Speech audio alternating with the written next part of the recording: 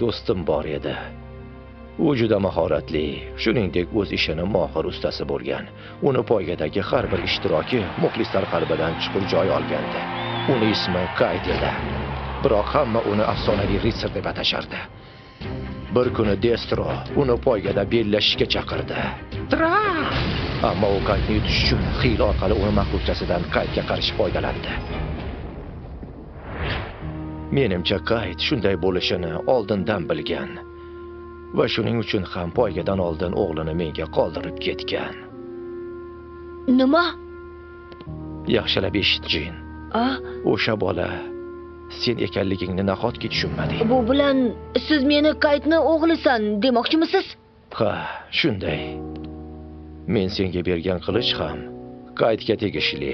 Uni poygadan so'ng maydondan topgan edim. Ammo siz uni qalbaki degan edingiz. Men yolg'on gapirmadim.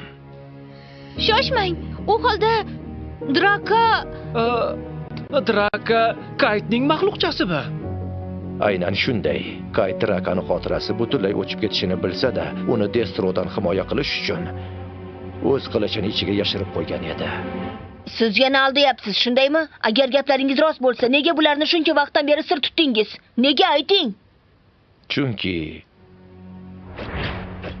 gapir. Sen haqiqatan ham Destro bilan bellashmoqchimisan? Ha. Sharafli ritsar sifatida bu poygadan voz kecha olmayman. Iltimos o'g'limga o'zing g'amxo'rlik qil. Agar o'g'ling ulg'aygach, u ham sendek ritsar bo'lishni xohlasa nima bo'ladi? U otasi Monkart ritsari bo'lganini zinhor bilmasligi kerak. Ammo nega? O'g'lim o'z yo'lini o'zi belgilashini xohlayman.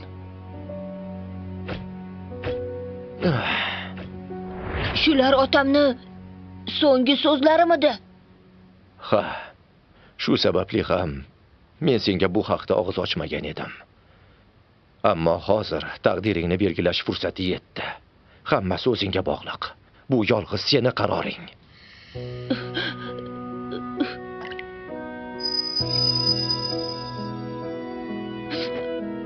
Sena, malikani topishim kerak demoqchi edim.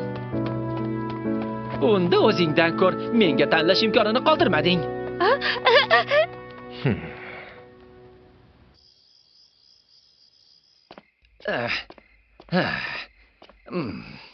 Malikam. Ularning aytishicha, qo'shni shaharga boradigan oxirgi poyezd 1 soatdan keyin kelar ekan. Yaxshi.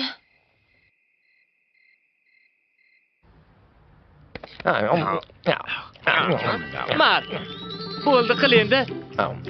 Sen shunchaki 2-marta jinga yutqazing xolos. 4 marta yutqazdi. Kubi va Kaytga ham shunday emasmi?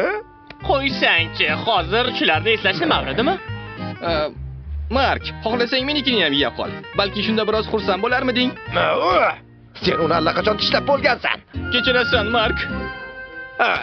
Hammasi chalkashib ketdi. Barchasiga o'sha qiz sabab. U kelgan kunidanoq omad mendan yuz o'girdi, chin ursan. To'g'ri aytasan. U qiz sening omadsizliging sababchisi. Kimsan? Men sayyoh bashoratchiman. Bu yerga sening taqdiringni o'zgartirish uchun kelganman. Nima deding? U vahshiy jinoyatchi hammaga falokat keltiradi. Omading qaytishini istasang, iloji boricha tezroq undan xalos bo'lishing kerak. Aytganimni qil. Agar istasang, senga yordam bera olaman. Hozir u qiyin ahvolda. Tushunarli. Hoziroq Senani topib, uni to'g'ri shu yerga olib kelamiz. Ha. Shoshma, Mark. To'g'ri, shoshmang. Sen bilan. Oy, kechirasizlar. Hoy bola, sariq sochli qizni ko'rmadingmi? A? Nima? Bo'yi taxminan mana shunday. Bu o'ta ketgan ayyor va kuchli jinoyatchi ham. Jinoyatchi? Uni uchratgan zahotingiz menga xabar bering. Men bu shaharni vayron qilishga urinayotganlarni aslo sog' qo'ymayman. Bu yaxshi xabar emas. Malla sochli bir qizni ko'rmadingizmi? Yo'q, ko'rmaganman. Topdingmi uni? Yo'q, hech qayerda yo'q. Bizda muammo bor. Mark va politsiya Malika Senani qidirishyapti. Nima? Nega qidirishyapti? Menimcha ular o'zlariga ortiqcha muammo orttirishmoqchi shekilli. Aytgancha, vokzalni ham qaradinglarmi? Vokzal? U kechqurun shahardan chiqib ketamiz deb aytgan edi. Rahmat, Laura. Qani Draka, ketdik.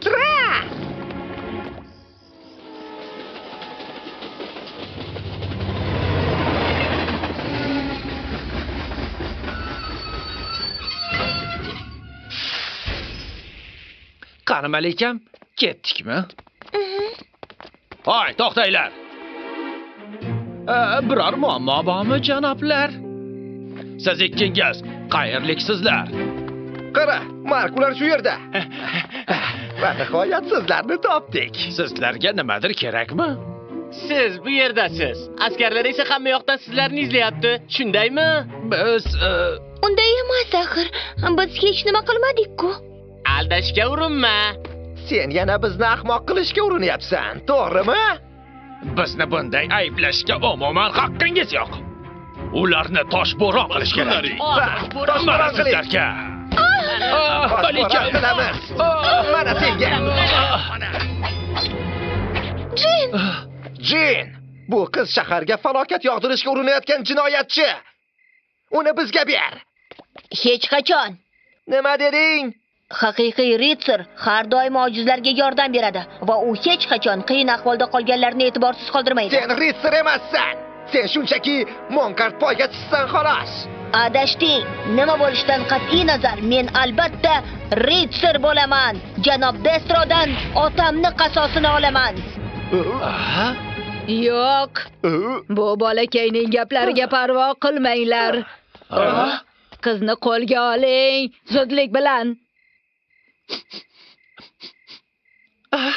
Izabel? Ha, aniq. Bu borada adashish mumkin emas. Undan Izabel sepgan atirni hidi kelyapti. Draka. Bu yana nima? Hozir senni. Qoch yo'limdan.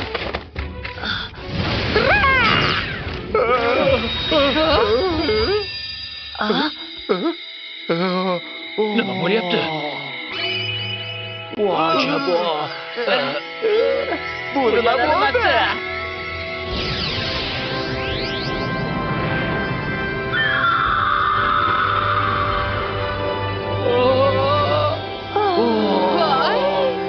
Bo'lishi mumkin emas. Axir bu qirollik posboni-ku.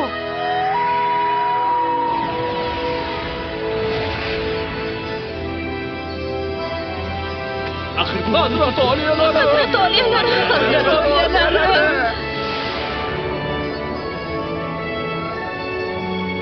Ming la'nat. Malikam. Poyezd jo'nayapti. Ketdik.